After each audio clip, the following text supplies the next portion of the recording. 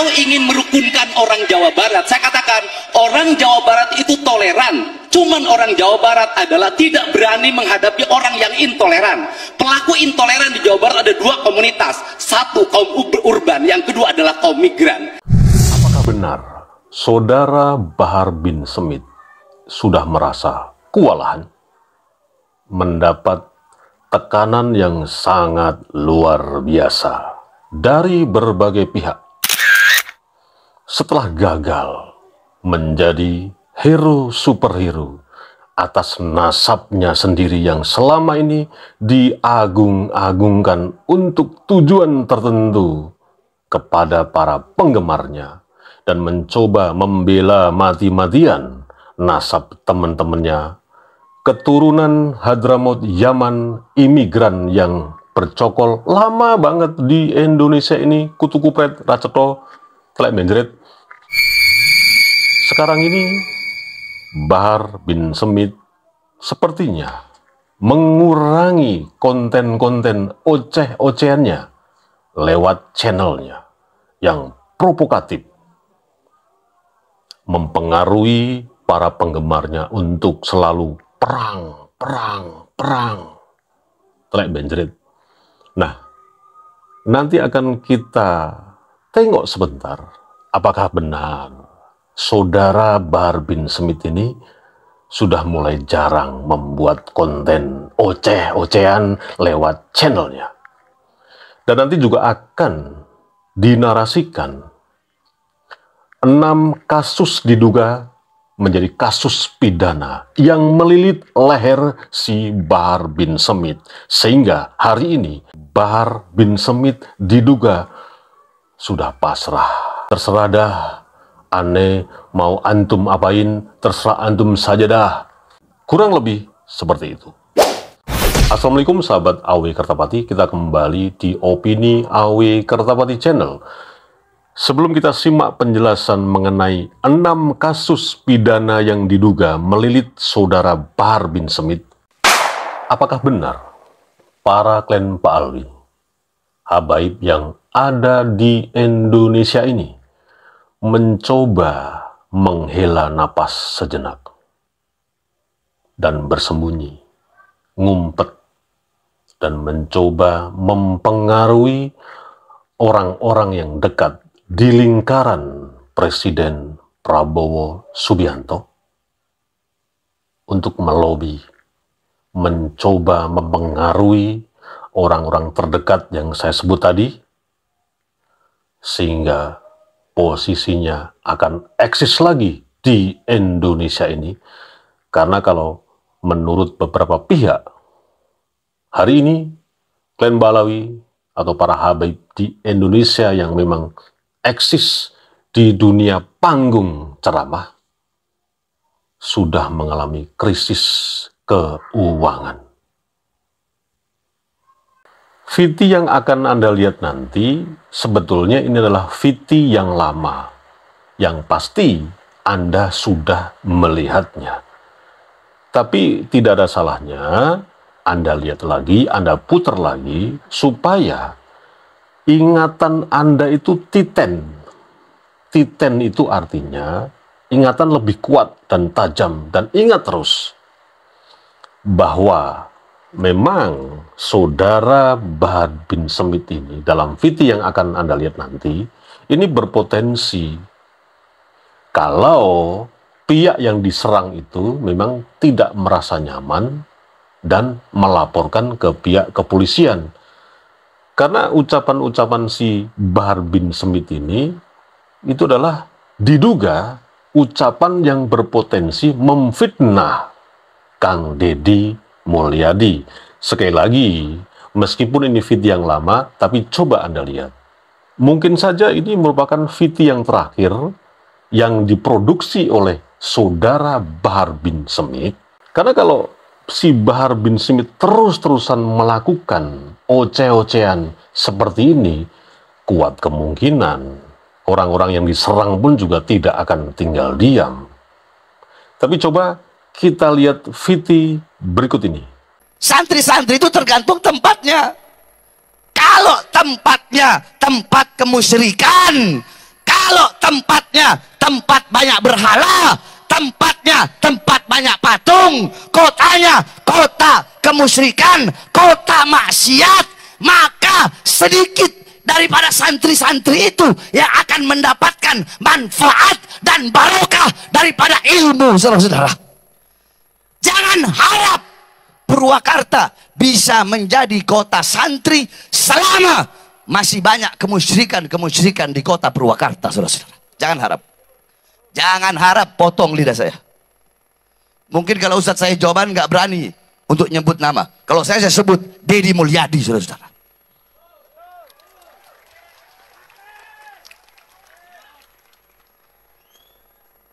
Karena Jokowi aja saya sebut, apalagi Deddy.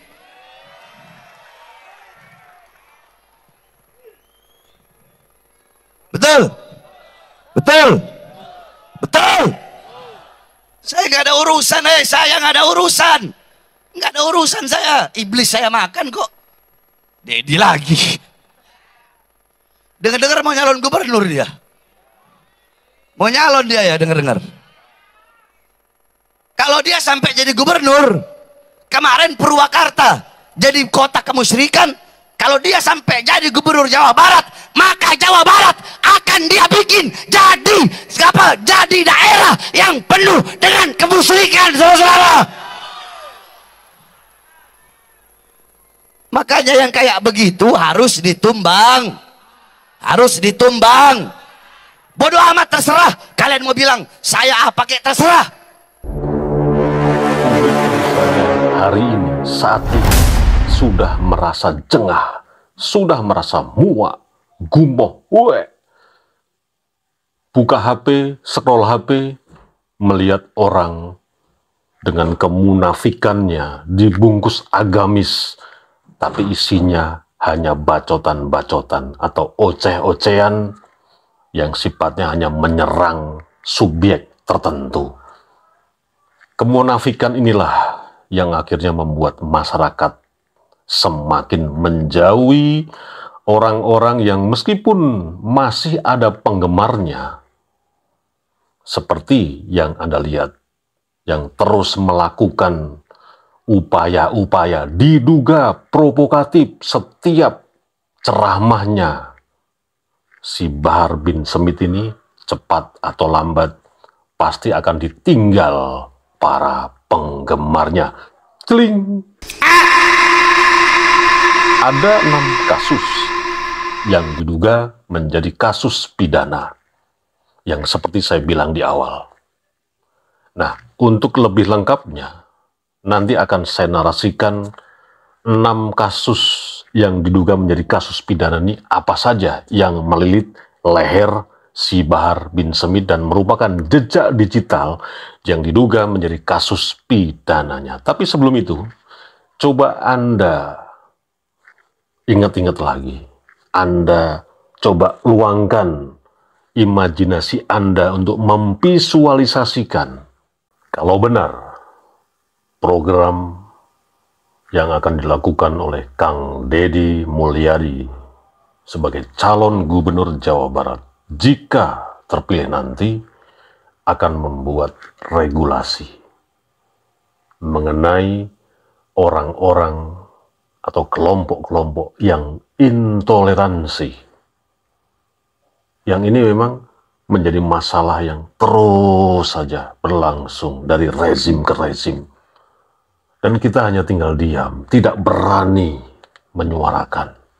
Karena tadi sebuah kemunafikan dibungkus dengan agama, padahal yang membuat kerusakan, ketidakharmonisan antar umat beragama ini diduga, dan menurut Kang Deddy Mulyadi nanti bisa Anda cermati dan Anda simak VT berikut ini.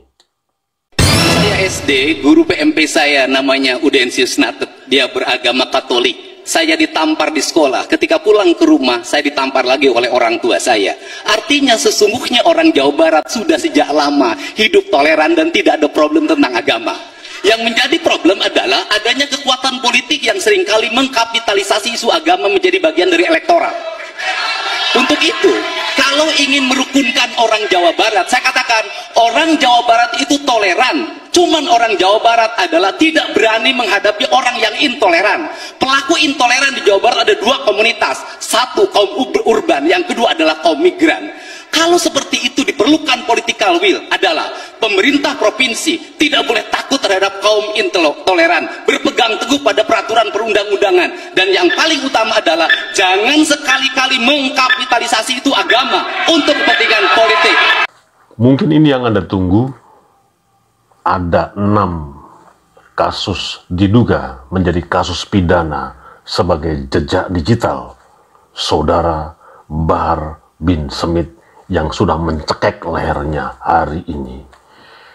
Dan pasti Anda juga ingat kasus terbaru yang dimunculkan oleh Saudara Bahar bin Smith kepada Gus Adin Arifin, dan sudah dinyatakan secara resmi dari tim penasihat hukum Gus Adin Arifin bahwa hari ini, saat ini, proses dan progresnya sudah ada titik terang bahwa menurut tim penasihat hukum Gus Adin Arifin, Bang Heri Garpes, bahwa Saudara Bahar bin Smith sudah menjadi terlapor di Subdit Jatanras Polda Metro Jaya. Dan ini ulasannya.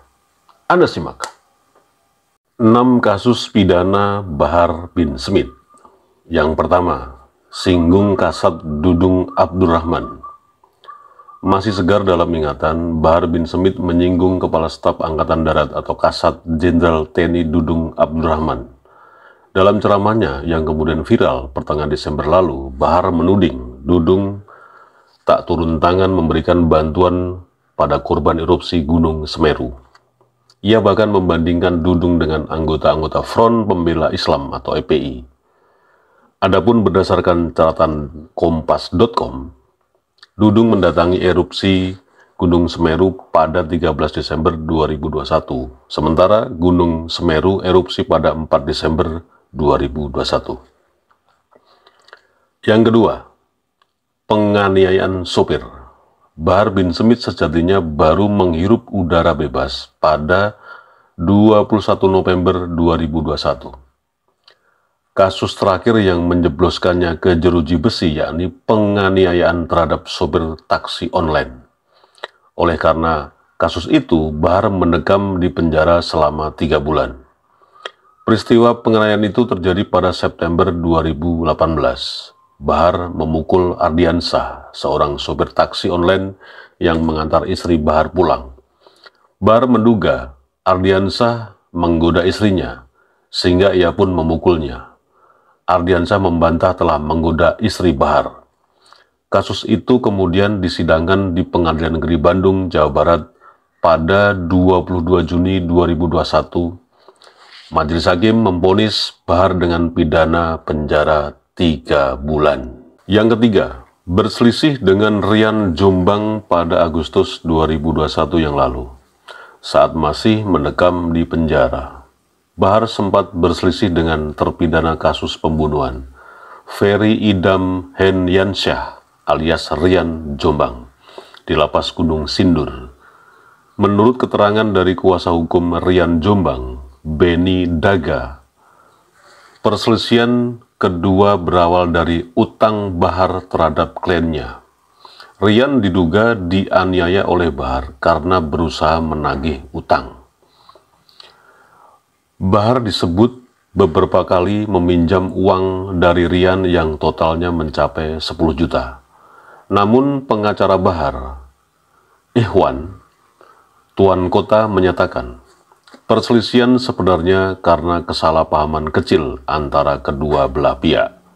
Ikhwan juga membantah kliennya meminjam uang hingga 10 juta kepada Rian. Ia pun mengatakan persoalan itu berakhir dengan damai. Yang keempat, aniaya 2 remaja awal Juli 2019 yang lalu. Bahar divonis 3 tahun bui karena penganiayaan 2 remaja.